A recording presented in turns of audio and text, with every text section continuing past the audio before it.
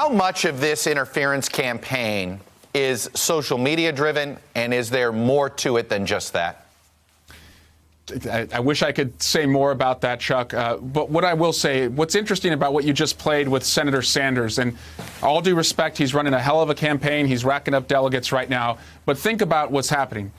If Donald Trump perceives that Senator Sanders is his best general election opponent, and the Russians, according to what Sanders just said, are attempting to help Senator Sanders, that means that the president and the Russians are aligned in who they want the president's opponent to be upcoming in the fall. And so there's a lot of questions for the president as to what does he know about the Russians' intent, whether it's from our own intelligence officials or from the Russians about what they're trying to do to get him a general election opponent that he believes would be best served for a victory for him.